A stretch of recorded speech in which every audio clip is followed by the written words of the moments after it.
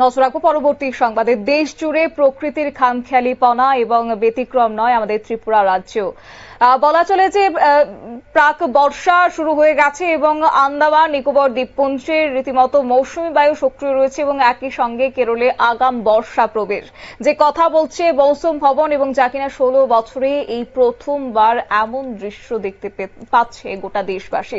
তার মধ্যে আমাদের ত্রিপুরা রাজ্যের ছবিটা যদি দেখি, রীতিমতো প্রত্যেকে এখন অবগত রয়েছেন যে প্রকৃতির খামখেয়ালিপনার জেরে কতটা ক্ষয়ক্ষতির মুখে পড়তে হচ্ছে আজকে রাজ্যবাসীকে, যেটা বিগত বছর আমরা লক্ষ্য করতে পেরেছিলাম ভয়াবহ বন্যার ছবি।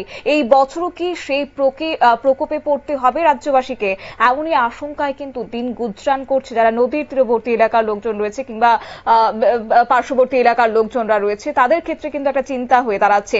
যার ফলে আজকে দুদিন ধরে টানা বৃষ্টিপাত, আর এই বৃষ্টিপাতের জেরে রীতিমতো ক্ষতির সম্মুখীন এবং সঙ্গে বয়ে যাচ্ছে 40 থেকে 50 কিলোমিটার বেগে ঝড়ো হাওয়া।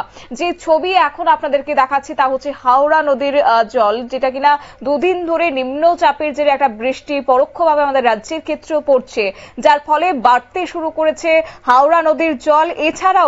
এছাড়াও বিশেষ করে যারা ব্যবসায়ীরা রয়েছেন তাদের ক্ষেত্রে কিন্তু এখন চিন্তা, যারা ছোট ছোট ব্যবসায়ীরা রয়েছেন তাদের ক্ষেত্রে এই মুহূর্তে চিন্তার হয়ে দাঁড়াচ্ছে, কারণ স্তব্ধ হয়ে পড়ছে জনজীবনের বৃষ্টিপাতের জেরে। কেউ ঘর থেকে বেরোতে পারছেন না। বটতলা হাওড়া মার্কেটের কথাও যদি বলতে হয় তাহলে একই কথা বলা চলে, কারণ কিছু দোকান নদীর ভাঙনের ফলে রীতিমতো বিপজ্জনক অবস্থায় হয়ে দাঁড়িয়েছে। তারা কি করবেন, দিশে হারা হয়ে পড়েছে।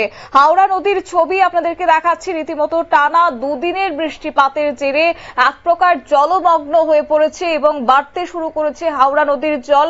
আগামী 24 ঘন্টার জন্য কিন্তু একইভাবে পশ্চিম জেলার ক্ষেত্রে সতর্ক বার্তা জারি করে দেওয়া হয়েছে এবং নদীর তীরবর্তী অঞ্চলে যারা মানুষজনরা রয়েছেন তাদেরকে সতর্ক থাকতে বলা হচ্ছে এবং প্রশাসনও যেন সতর্ক থাকেন সেই কথাও কিন্তু আজ রাজ্যের কার্যত হাওয়া অফিসের পক্ষ থেকে জানিয়ে দেওয়া হয়েছে।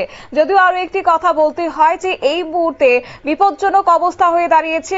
বেশ কিছু ক্ষেত্রে দোকান রয়েছে নদীর সংলগ্ন এলাকাতে, তাই সেখানে নদী ভাঙনের ফলে ছোট ব্যবসায়ীরা যারা রয়েছেন তাদের ক্ষেত্রে এই মুহূর্তে চিন্তা।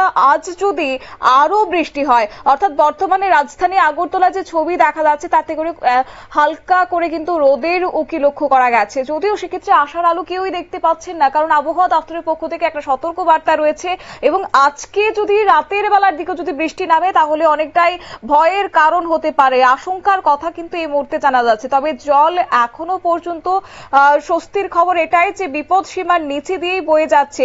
হাওড়ার জল আগামীতে আরো বাড়তে পারে, অর্থাৎ আজ সন্ধ্যা কিংবা রাতের দিকে যদি বৃষ্টি হয় তাহলে হাওড়া নদীর জল আরো বাড়ার আশঙ্কা রয়েছে। তবে প্রশাসনের পক্ষ থেকেও সতর্ক থাকতে বলা হচ্ছে এবং প্রত্যেকেই যেন এই সময়টাতে অত্যন্ত সতর্কতা মেনে চলেন, যে কথা আবহাওয়া দপ্তরের পক্ষ থেকে জানিয়ে দেওয়া হচ্ছে।